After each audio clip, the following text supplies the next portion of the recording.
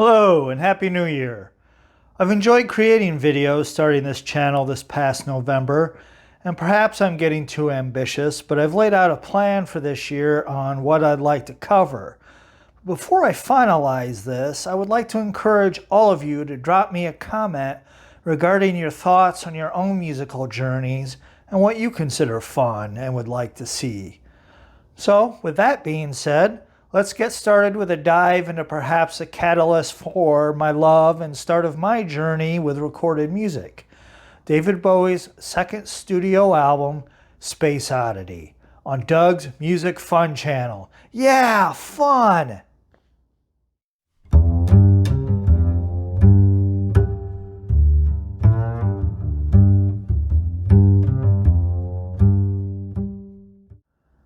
So, first, let's clear up some confusion regarding the album's title.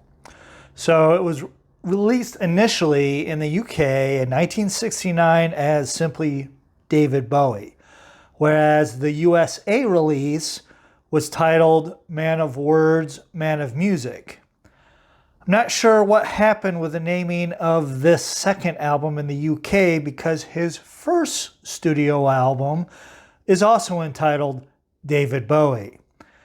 After the success of Ziggy Stardust, the second studio album was re-released worldwide as, quote, Space Oddity, using the name of his first hit single, which also appears on the record. I probably started to get into David Bowie around 1981 due to the wonderful early influence of my friend Adam Schlager, and Space Oddity was the title of the album I bought at that time. Although my first Bowie record, which contained the song Space Oddity, was the compilation Changes One Bowie. So, because it's what I'm used to having it referred to as Space Oddity, Space Oddity it is for the album and this video's purposes going forward. Phew. Bowie's first album on Durham Records did not sell very well. As a result, a promotional film was made entitled Love You Till Tuesday. David recorded the single Space Oddity for this film, but it wasn't the final single, an album version from 1969 that is still his most popular and best-selling single in the UK. Even edging out his best-selling single in the US and elsewhere, Let's Dance. The song's story plays a large role in pop culture, having been released during the height of the United States moon landing program. Some, including Tony Visconti, who produced the remainder of the album, declined to produce the single and criticized the song for being too timely in regards to the USA space program and upcoming moon landing and, quote, a gimmick. However, even though the topical nature certainly contributed to the song's initial popularity, I feel the deeper subtext of alienation, loss of control, and simply tragedy are what make this song a classic and why the popularity has endured. One important event to recognize was this record was the beginning of David's lifelong relationship with Visconti, who also produced his last album, Black Star. One rather funny note in history is that BBC television played the song during the coverage of the Apollo 11 moon landing. Bowie joked in 2003 that it wasn't a pleasant thing to juxtapose against a moon landing. Obviously, some BBC official said, "Oh, right then, the space song. Major Tom, blah, blah, blah. That'll be great." But he gets stranded in space, sir." Nobody had the heart to tell the producer that. Before I'm remiss, I need to mention a definitive book on David Bowie entitled The Complete David Bowie by Nicholas Pegg. The third edition of this book was released in 2016 and is an exhaustive quality work. I refer to it quite often when wanting to learn about Bowie and his body of work. Regarding the alienation and loss of control subtext in the song Space Oddity, I echo Nicholas Pegg's suspense with the uncertainty of the last lyric. Is Major Tom's circuit really dead, or is he simply ignoring ground control? There have been a lot of interpretations of this song, and I'll bow out about diving into the myriad out there. One certain influence, however, was Kubrick's 1968 film 2001: A Space Odyssey, which obviously influenced the title of the song, but Bowie commented that, quote, "It was the sense of isolation that I related to. It was really a revelation for me. It got the song flowing," end quote. Space Oddity as a single was parlayed into the creation of Space Oddity, the album. Due to Visconti's distaste for the song, Gus Dudgeon produced Space Oddity, the song, and Visconti produced the rest of Space Oddity, the album. Here is the lineup for the album. David Bowie on vocals, acoustic guitar, stylophone. Stylophone? What the fuck? You may ask yourself, as did I, what is a stylophone? A stylophone is a small synthesizer played with a stylus. David managed to get an advertising gig out of using it on Space Oddity. Mark Bolan introduced him to it. Bowie has commented that it was just a little signal responding to the electrodes. Sounded atrocious. Yet, David, the stylophone reappeared on the song After All and others on the album The Man Who Sold the World, and would make even later appearances on Heathen and Reality. They're currently $34.95 on Amazon, and there's even a special Bowie edition that will set you back $39.95. There are a wealth of videos on YouTube highlighting various performers' expertise with the stylophone if you're interested. Anyhow, I digress. Back to the lineup for the album. So, David Bowie again, vocals, acoustic guitar, stylophone on Space Oddity, chord organ. What the fuck? Damn! Bowie was ironically lo-fi on this. The chord organ is a keyboard that has chord buttons for one hand and then keys to accompany those chords on the other, much like an accordion. Okay, back to the lineup. David Bowie, vocals, acoustic guitar, stylophone, chord organ, kalimba. What the fuck? A kalimba is a modern interpretation of the mbira, an African thumb piano. Okay, no more what the F's, I promise.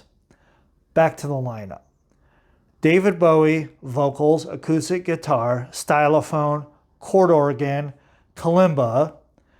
Tim Renwick on electric guitar, flute, and recorder. Keith Christmas on acoustic guitar. Mick Wayne on guitar. Rick Wakeman on mellotron and electronic harps. What the fuck? Okay, I lied. From Wikipedia, the mellotron is an electromechanical musical instrument developed in Birmingham, England in 1963. It is played by pressing its keys, each of which carries a length of magnetic tape to contact a capstan, which pulls it across a playback head. As the key is released, the tape is retracted by a spring to its initial position. Different portions of the tape can be used to access different sounds. Wakeman also played the electronic harpsichord, which is a harpsichord with magnetic pickups underneath the strings to send them to an amplifier, akin to an electric guitar. Wakeman was relatively unknown at the time of recording, but went on to greater fame with the band Yes. All right, so the rest of the lineup. Tony Visconti, bass guitar, flute recorder. Herbie Flowers, bass guitar, also later played on Bowie's Diamond Dogs and Lou Reed's Transformer.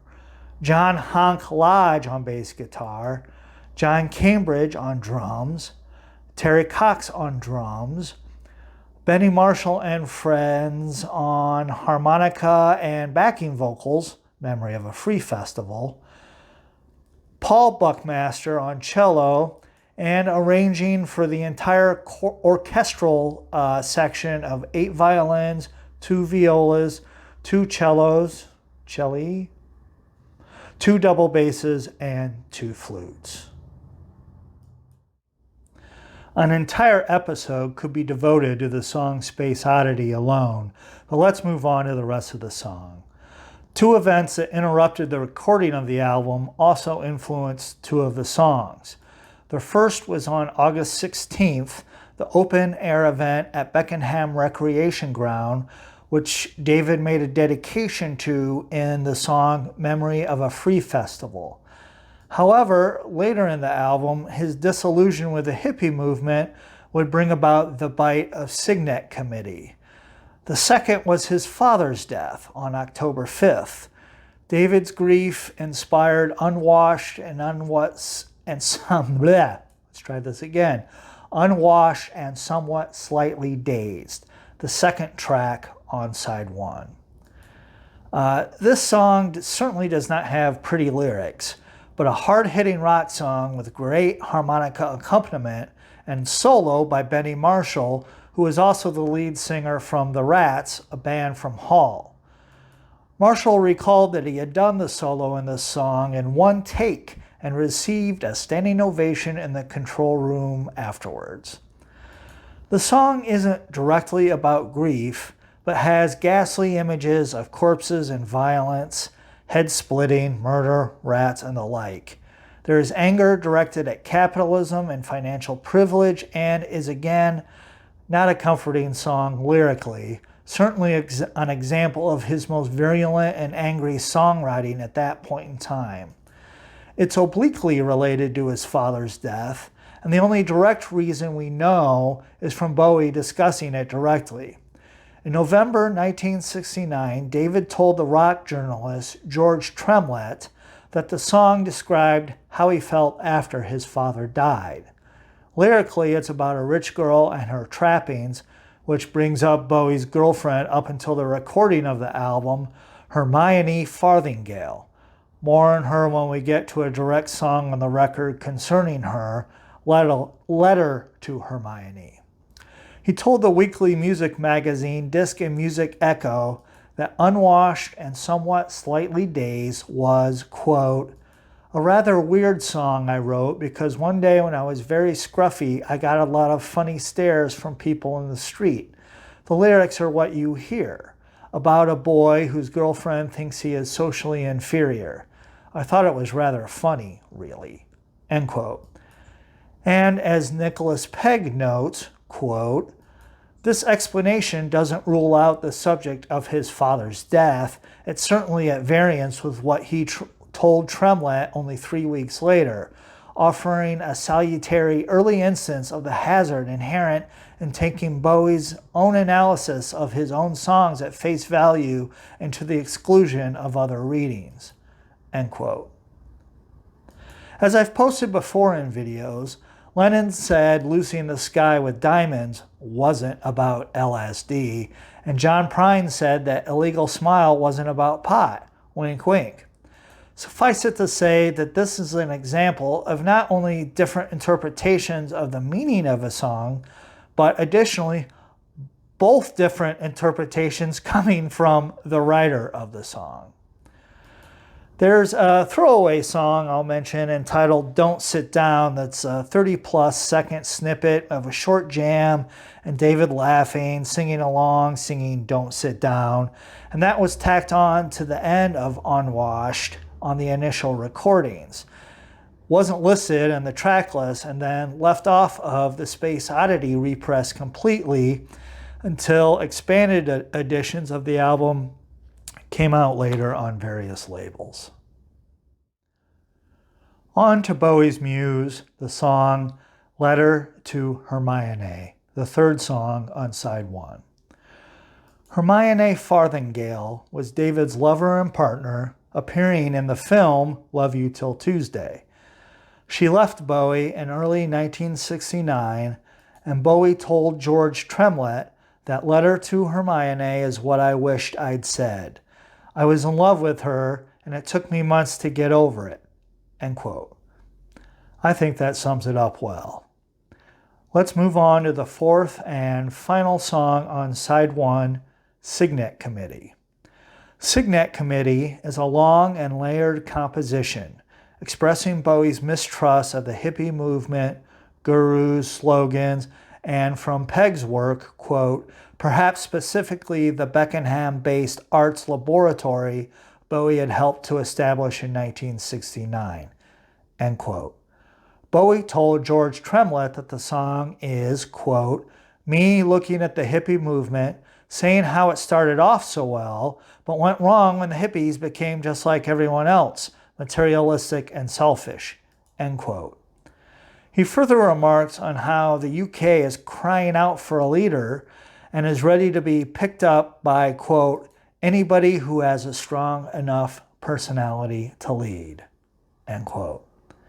I think Peg sums it up well, saying that the song, quote, emerges as a savage exploration of the dangerous and tormented relationships between fashion, charisma, celebrity, messianism, and extremist politics, which would later infuse many of Bowie's most famous works, end quote. Side 2 begins with Tony Visconti's favorite track from the sessions, Janine. The song perhaps foreshadows Bowie's later personas, his disassociation with self. For example, in the lyrics, "You're too intense, I'll have to keep you in your place. I've no defense, I've got to keep my veil on my face." And as well as the lyric, "Janine, Janine, you'd like to crash my walls, but if you take an axe to me, you'll kill another man, not me at all," end quote. I like Bowie's swagger, as usual, and his vocal delivery. Bowie told his friend George Underwood that, quote, I'm doing it like Elvis Presley, end quote. I concur, and this Elvis-esque delivery comes up again on later recordings as well. Up next is An Occasional Dream, and is the second song on the album concerning Hermione Farthingale. Bowie stating that, quote, this is another reflection of Hermione who I was very hung up about, end quote. Indeed. It covers the same ground basically as Letter to Hermione, disheartened by the march of time and not appreciating the time he spent with her. Musically, I think it combines his new folk psychedelia with hints of his earlier Baroque music hall style on his first album. The Wild-Eyed Boy from Freecloud follows, a wonderful song where Bowie's voice is triumphant, seconded by the grand arrangement of flutes, strings, harps, and horns. Lyrically, it stands on its own as a fantastic poem of a wild-eyed boy being rescued by mystical mountain forces from villagers wishing to hang him, eventually retreating back up the mountain path back home. It's grand and perhaps a bit ridiculous, but this is exactly what I love about Bowie. Pretentious? Yes, but it's also so grand and affirming. I'll take some more, please. We can all use a sense of the grand and outrageous, and Bowie delivers time and time again throughout his career. From Peg's book, Tony Visconti relates the orchestral arrangement, which took him 5 days to write, as his greatest pride of the Space Oddity sessions. He relates how there were 50 musicians, with David playing his 12-string guitar. Visconti was directing, and he and David were both nervous. Unfortunately, the recording studio, Trident, had a new tape machine to deal with and no prior experience with it. Quote Tony Visconti, "The playback was diabolical. There was more hiss than music on the tape. The 50 musicians were very expensive, and there was no way we could afford to go into overtime. Eventually, with 5 minutes to spare, we got a take on tape that had about equal amounts of music and hiss. It was hell to mix. The original vinyls and the re-release RCA CDs all had that terrible hiss on the track. But when Rykodisc remastered the Bowie albums, a new technology had been invented, and Wild-Eyed Boy from Freecloud finally sounded as brilliant as it did on the day we recorded it." End quote. So, speaking of Rykodisc, a quick digression. I have most Bowie albums, most of them being represses on RCA vinyl and or CD. I do have a few Ryko releases, and I've always felt they were the best reissues of Bowie's work. I'm glad Visconti at least backs me up on Wild-Eyed Boy from Freecloud. CD or vinyl, the Ryko have more life in them, and it's my humble opinion to seek those out if you can, although I'll admit I'm not familiar with the most recent repressings of his body of work. During the mixing of Wild-Eyed Boy from Freecloud is where Mick Ronson, guitarist extraordinaire who would play a huge role with David going forward, made his Bowie debut. Visconti recounts how Ronson played, quote, "a little guitar line in the middle part and joined in the hand claps in the same section." The second side continues with "God Knows I'm Good," a heartbreak of a song that continues Bowie's capitalism critique with a narrator, quote, "walking through the counters of a national concern. A cash machine was spitting by my shoulder," end quote. He then observes a woman who, quote, "hot with worry, slyly slipped a tin of stewing steak into the paper bag at her side," end quote. She gets detained, crying, "God knows I'm good," with cash machines shrieking in chorus around her, hoping that God might look the other way. It's kind of devastating in its simplicity. So we have from a mountain mystic in Wild-Eyed Boy from Freecloud to a poor woman in a supermarket, and God Knows I'm Good, one grandiose, one equally humble. Another artistic triumph. Nicholas Pegg labels this as one of the lesser tracks on the album, but I respectfully and wholeheartedly disagree. Yes, not as grandiose in theme or in production as others on the record, but to my ears equally as powerful, if not more so, as a result of its simplicity. Which brings us to what my ears constitutes one of the best closing cuts to a record, namely Memory of a Free Festival, starting out with Bowie's drone on the previously mentioned chord organ. Personally, the song captures up memories of attending Grateful Dead shows and the freedom and liberation found there. The lyrics are a none too subtle, drug-fueled recollection of a summer involving Venusians and other UFOs, and commemorates an open-air festival staged by Bowie's Beckenham Arts Laboratory on August 16th, midway through the Space Oddity sessions and just a few days after the death of David's father. Bowie's earlier disillusionment with hippie culture related on Cygnet Committee is certainly lessened here, but not absent. I think Bowie sums it up best in the lyric, "It was ragged and naive, it was heaven." What shines even brighter than the sunshine evoked is the arrangement and composition of the song, culminating in a Beatlesque sing-along at the end. "The sun machine is coming down and we're gonna have a party," that I can't help but to join in on. Maybe in the end, the first US title is the best one after all. Man of words, man of music. I'll close with comments Bowie made to Disc and Music Echo regarding the closing track, Memory of a Free Festival. He wanted the album to, quote, "go out on an air of optimism, which I believe in. Things will get better," end quote. Well, whether or not things will get better, they will most certainly change. May the universe shine upon you and your loved ones. Thank you for watching. Until next time.